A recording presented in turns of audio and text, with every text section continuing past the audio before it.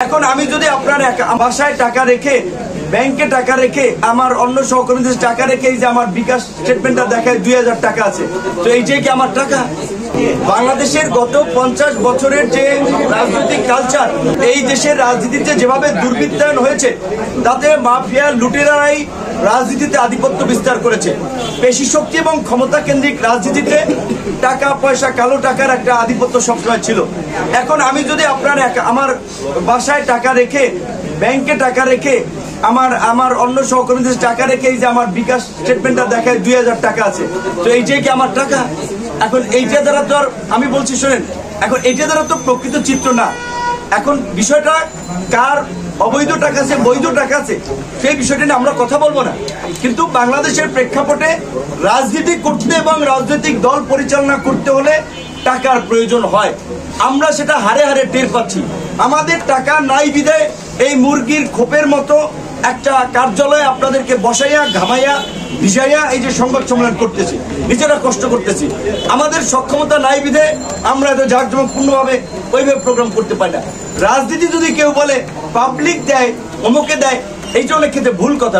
যদি নিজের দলীয় নেতাকর্মীরা সাপোর্ট না করে, পাবলিক খুব বেশি সহযোগিতা করে, একটা মোমেন্টামে করে, তবে নতুন রাজনৈতিক দল সরকারের সহযোগিতা পাচ্ছে, তাদের জন্য এরকম প্রোগ্রাম করা কোনো বিষয় না, তাদের অর্থ সংস্থানও কোনো সংকট না।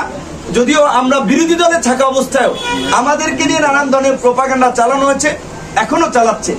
আমরা সুনির্দিষ্টভাবে বলি, গোয়েন্দা সংস্থাকে চ্যালেঞ্জ করে বললাম, আপনারা গোয়েন্দা সংস্থাগুলোর কাছ থেকে প্রতিবেদন নেন, আমাদের কারো বিরুদ্ধে কয় টাকার কি অভিযোগ ছিল। আওয়ামী লীগের প্রোপাগান্ডা আমাদের চরিত্র উন্নয়নের চেষ্টা করা হয়েছে, আর এখনকার যারা পরিচিত নেতৃবৃন্দ ছিল তাদের কোথায় কি আপনারা খোঁজ নেন। আরেকটা কথায় ভাই যেটা বলেছেন যে প্রধান উপদেষ্টা এবং প্রেস সচিবের রেফারেন্স দিয়ে গণমাধ্যম সর্বকালের সেরা স্বাধীনতা ভোগ করছে, কথাটি কতটুকু সত্য সেইটা তো গণমাধ্যম কর্মীরাই জানেন। প্রধান উপদেষ্টা অবশ্যই একজন প্রগতিশীল চিন্তা ভাবনার মানুষ, আন্তর্জাতিকভাবে সম্মানিত এবং সমাদৃত একটি মানুষ, পশ্চিমা দেশে থেকে চলাফেরা করে, তার আমি মনে করি একটা উদার মানসিকতা আছে। এখন তিনি হয়তো ভাবছেন তার মতো সবাই উদার, কিন্তু তার আশপাশে যারা আছে সরকারে তারা কতটুকু উদার, কতটুকু প্রগতিশীল, কতটুকু তার মতো চিন্তা করছে, সেটি তো তার গত 6 মাসে বোঝা উচিত।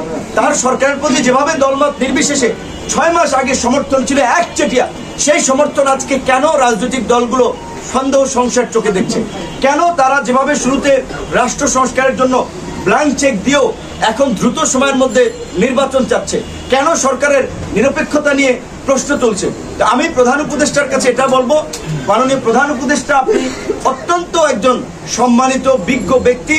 আপনার দুর্দিনে এই ছাত্র নেতৃবৃন্দ অনেকে যখন আপনার দ্বারে কাছেও ছিল না, আপনি যখন চেনেন না, তখন এই গণ অধিকার পরিষদের এই ছেলেরা, এই মেয়েরা মশাল মিছিল করেছে ডক্টর ইউনূসকে হয়রানির প্রতিবাদে, সেমিনার করেছে এই judicial harassment on doctor Yunus, তার পাশে ছিল। কোনো আমরা উচ্চাকাঙ্ক্ষার সুবিধা লাভের জন্য না, দেশ এবং জাতির প্রয়োজনে।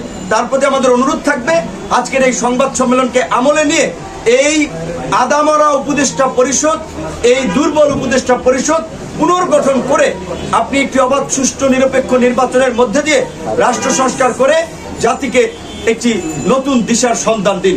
অন্যথায় এই দেশ একটি সংকটে পড়বে, আপনিও হয়তো অসম্মানের মধ্যে দিয়ে আপনার বিদায় নেওয়া লাগতে পারে। কারণ যেভাবে দেশের পরিস্থিতি তালগোল পাকাচ্ছে, আমরা খুব উদ্বিগ্ন এবং আমরা সংশয়ের মধ্যে আছি।